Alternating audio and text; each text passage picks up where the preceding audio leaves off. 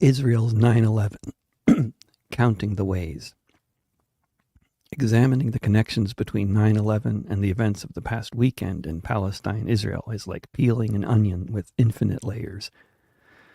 You can find this on Substack, on Patreon, and at davidrotvix.com/thisweek in both written and podcast forms. As soon as it became clear that hundreds of Israeli civilians had been killed in the Hamas attacks launched from the other side of Israel's walled ghetto over the weekend, the Israeli and Western media was ringing with the words uttered by most every Israeli politician who spoke into a microphone that day. This is our 9/11. On the face of it, in terms of the fact that those carrying out this horrific mission knew they wouldn't survive it, and their victims were overwhelmingly civilians, it seems like an apt comparison. But there are other connections with 9/11 that many of those highlighting this similarity are trying to make. That the atrocity justifies a total war against the enemy, whoever they may be. And just looking at the numbers of schools, hospitals, refugee camps, UN compounds, ambulances, mosques, houses, and apartment blocks that have been targeted and destroyed by aerial bombardment over the past 24 hours or so, combined with the inability of the people to have any safe place to go, and with the complete embargo of food, water, medicine, and fuel, what we are witnessing is a genocidal slaughter of the people of the Gaza Strip. It is an aerial slaughter that, in fact, bears no shortage of resemblance to the slaughter carried out by the U.S. military over the course of the decades of war and occupation in Afghanistan, Iraq, and elsewhere that both preceded and followed 9/11, which has directly led to the deaths of hundreds of thousands of civilians in those countries since the turn of the century. There are so many connections between events unfolding now in the Middle East and the events that led up to and followed 9/11 that are vital to understand, which we can be sure none of the Israeli politicians or their supporters in the West making the 9/11 comparison want to discuss. I was born in Manhattan and grew up in the New York suburbs in Connecticut. In the town where I grew up, at the time I was growing up in Wilton, of the kids I knew, mostly their mothers were homemakers and their fathers drove their cars each morning to the train station in New Canaan, from which they took a train to Wall Street or somewhere around there to work in a bank or an insurance company. 4 of those guys who commuted from Wilton worked in the upper floors of the World Trade Center and never returned to their cars left parked at the New Canaan train station on the evening of September 11th, 2001. Lots of others who didn't return to their cars were from other nearby suburbs. I was about to do a bunch more gigs in the Midwestern U.S. when the planes hit the towers. As I was seeing the upcoming gigs get canceled and making plans to head back to where I was then living near New York City in New Haven, Connecticut, I remember my first 4 thoughts like it was yesterday. They all came at once. One was, wow, what an absolutely massive and deadly stunt for a whole lot of basically unarmed people ready to die and capable of conspiring together and apparently maintaining operational security to pull off. Another was about how horrible it would be to die that way in those planes and in those buildings. A third was how many innocent people are going to be killed throughout the Muslim world in retaliation for these attacks. The fourth was, why did it take this long for someone to attack the U.S. like this? Unlike most of the population of the U.S. consuming the U.S. media, I was aware of the recent history of the U.S.-funded war against the Soviets in Afghanistan in the 1980s and the CIA's role in creating and funding al-Qaeda. I was also aware of the widespread resentment across the Muslim world and beyond of what, outside of the West, is viewed as a settler colonial apartheid regime, Israel, and of the widespread resentment against the U.S.-led, UN-imposed sanctions that had so destroyed or taken the lives of so many Iraqis during the 1990s, including 500,000 children, according to the UN's own statistics.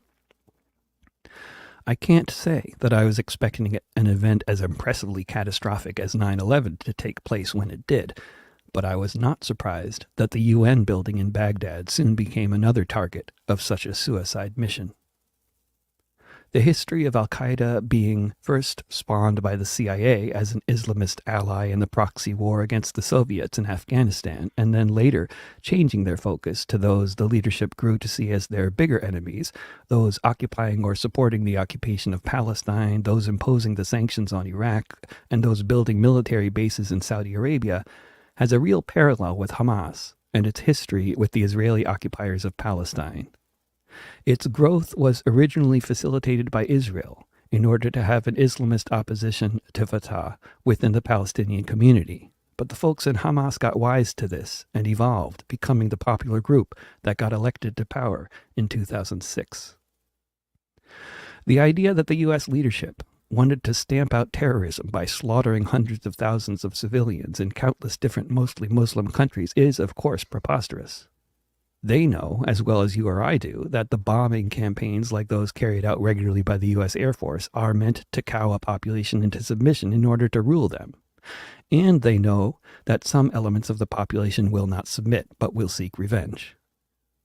As with the bombing campaigns carried out by the U.S. against Germany, Japan, Korea, Vietnam, Afghanistan, Iraq, or for that matter, the Japanese Empire's bombing campaigns in China, or Nazi Germany's bombing campaigns over the skies of the UK and so many other countries, the point of such bombing campaigns is to be genocidal in nature, to be indiscriminate, to strike terror into the hearts of the general population in order to rob most of them of any will or even ability to resist. While at the same time those committing the atrocities know full well that some of their victims will, instead of being cowed, organize a violent resistance. And then this violent resistance will itself work wonders to give the occupiers justification for why these people must be occupied. Look, they're very violent. The U.S. leadership sought to remake the Muslim world in its own capitalist image by seizing the opportunity presented by 9/11. They succeeded in killing countless numbers of people and destabilizing and immiserating entire societies. But now Afghanistan is still run by the Taliban, and Iraq is run by a government that is allied with one of the U.S.'s many declared enemies, Iran. The empire builders in Washington tried hard, though, as evidenced by all the dead and the torture victims they left in their wake, along with the radioactive, poisoned landscape. Similarly, the far-right regime in Israel is talking genocide and carrying it out with the aim, it seems, of literally this time driving all of the Palestinians out of historic Palestine, of those who survived the relentless bombardment and embargo. This is their version of taking advantage of the opportunity presented to them by over 1,000 of their citizens being treated with the same kind of savagery and inhumanity that Israel's victims have been treated with for so long. As with 9/11, we are also hearing stories now about warnings from other countries' intelligence agencies that were ignored by the Israeli government, which itself was in a state of complete disarray with massive internal opposition. To whatever extent 9/11 or 10/7 involved intelligence failures, incompetence, or corruption on the part of those supposed to be maintaining security in the countries attacked, there is no doubt that there are very real people in the world who are plenty angry enough and organized enough to carry out such actions without any help from outside. Decades of Israeli and U.S. policies have absolutely guaranteed that this is the case. I find myself glued to any relevant media coverage I can find, as I was after 9/11, spending most of my waking hours reading, listening, watching, trying to figure out what's happening. As with the aftermath of 9/11 and the bombing of wedding parties and random villages in Afghanistan, Israel's ongoing genocidal bombing campaign of Gaza is just a headline, along with other international headlines. Only by not really covering the bombing can they portray it as something other than a genocidal campaign of aerial slaughter. As with the bombardments of Afghanistan and Iraq, if you want any reliable coverage of what's going on, for the most part you have to look for sources outside of the West, like Al Jazeera, whose offices the U.S. Air Force bombed, intentionally killing disagreeable journalists just like Israel regularly does. As I was driving from Indiana back towards Connecticut on the 11th and 12th of September 2001, with each passing hour I was at least slightly relieved that there was no news of the U.S. dropping a nuclear bomb on anyone. I was also relieved that it seemed there were not going to be any pogroms against Muslims in the U.S. like there have been against various groups in the U.S. in the past, during similar periods of war and intense propaganda. I was relieved when President Bush talked about Islam being a religion of peace and called on Americans not to seek revenge on their Muslim neighbors. For all his many, many faults, that was a good and timely speech. And also very distinct from the genocide talk coming out of the mouths of the leaders of Israel over recent days, and over recent years as well, as the power structure there has moved further and further towards being openly fascist. The Twin Towers were still smoldering in the distance, visible as I drove over the George Washington Bridge in Upper Manhattan towards Connecticut. Friends with medical training from New Haven had gone to Manhattan, hoping to help, but were met only with death and destruction. There were very few wounded, amid the thousands crushed or incinerated. You either lived or you didn't. My friend Rich and I had gotten into Connecticut, and we stopped at a service area to fill up the tank. At the gas pump, we were approached by a brown-skinned man who was looking for a ride. He said he had been at the service area for 24 hours and no one would give him a ride. He looked Arab, so under the circumstances, not entirely surprising that no one wanted to give him a ride, especially given that hitchhiking on I-95 just outside of New York City is just not something people do, regardless of what you look like. We gave him a lift and found out he was Israeli. I remember asking him who he thought had carried out the terrorist attacks in New York the other day. He said he didn't know, but that the U.S. authorities had better be sure they knew who did it before they went and started destroying some country to punish the supposed perpetrators. He was being careful about what he said, it seemed to me, but still, wise words. It did seem like an odd coincidence to pick up an Israeli hitchhiker just outside of New York City the day after 9/11, but eventually I forgot about it. I only remembered about it again, though it's probably unrelated, when I heard from a friend who had gone into hiding for years and resurfaced with stories about how he had gone underground because he was afraid for his life, since he had regularly shared cigarettes in the smoking area outside of the building in Hollywood, Florida, where he had an office with Mohammed Atta, along with a whole bunch of Israelis who appeared to him to be intelligence operatives who weren't trying very hard to hide this fact. The day after 9/11, Mohammed Atta was nowhere to be seen because he was one of the 19 hijackers who died that day, along with their thousands of victims. The day after 9/11, all the Israelis and their massive amounts of IT equipment were gone from the building in which my friend had an office without a trace. Another coincidence, perhaps, one of so many, that come to my mind when I hear Israeli politicians talking about 9/11. I would still like to know who these people in Florida were and why they left in such a hurry. Conspiracies exist. The 19 people who hijacked those planes carried out a successful conspiracy, as did the hundreds of Hamas operatives who carried out the slaughter of Israeli civilians over the past several days in southern Israel. Whether any intelligence agencies or other actors were involved with facilitating these terrorist conspiracies, both events have been or are being used to further goals that long predated them, such as regime change in Afghanistan and Iraq in the case of 9/11, or the ethnic cleansing of the Gaza Strip today. And both of these attacks were carried out by members of organizations that were directly created by decades of U.S. and Israeli policies, both initially by design, both later finding their new anti-Western orientation as a consequence of U.S. and Israeli slaughter, brutality, torture, mass incarceration, drone strikes, and sanctions of every description.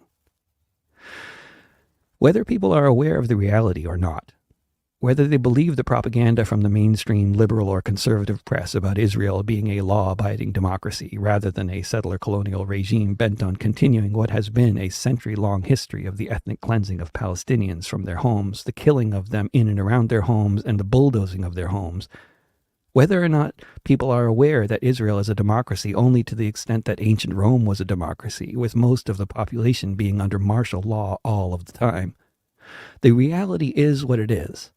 And as with any other place in the world now or historically where people are so oppressed, the resistance will inevitably continue unless the occupied population is no longer treated as such.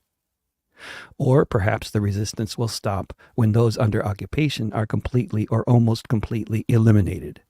That method also has a proven track record of working. The Israeli regime knows about these options too. And they seem to have come to the conclusion, according to both their words and their actions, that they have decided in favor of elimination. Meanwhile, the Western politicians and their media mouthpieces cheer on the airstrikes of justice and ignore the corpses of the children, as they always do, when those being eliminated are Afghans, Iraqis, Palestinians, Vietnamese, or so many others. When a war is declared on a walled ghetto that has no army, navy, air force, or even an airport, and is not actually in any normal sense a country upon which war might be declared, this can only be done in response to an appropriately horrible atrocity, presumably. If you're going to mobilize 300,000 people to go to war against their neighbors, you need to give the soldiers sufficient justification. This is historically the case, whether we're talking about Nazi Germany's rationalizations for each of their invasions, or the U.S.'s story about each of the wars the country has gotten involved with, pretty much all of which involve a victim narrative.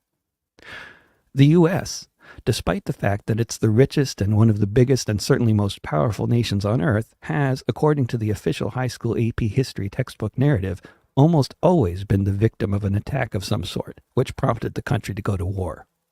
Look up the battleship Maine, the Lusitania, and the Gulf of Tonkin incident for a few good examples of attacks that were completely manufactured. With a record of lying about what prompted wars such as the U.S. invasions of Vietnam, Laos, and Cambodia, which took the lives of millions of people in Southeast Asia, we should be very skeptical of any claims made about any event that supposedly was the event that prompted a genocidal bombing campaign of an entire civilian population, whether in Vietnam or Gaza or anywhere else. The one thing that people who engage in suicide bombings or other martyrdom operations like these mass killings in New York or Israel have in common, studies have indicated, is personal loss, like their parents were killed by occupation forces, that sort of thing. Israeli forces have killed many thousands of Palestinian civilians over the past decade, mostly arbitrarily, including so many children, and Israeli forces have detained without trial and tortured many thousands more. It can obviously be a terrible, terrible thing to reap what you sow, and so many innocent people pay the price for the crimes of their leaders. But when you treat an occupied people with generations of inhumanity, eventually you'll create the conditions for people to respond to savagery in kind. It's heartening to hear the voices of the Israelis related to those killed and abducted over the past few days calling out for an end to the cycle of violence. One of so many indications that even in the darkest times, there's the possibility of hope, at least for those who live to see the future.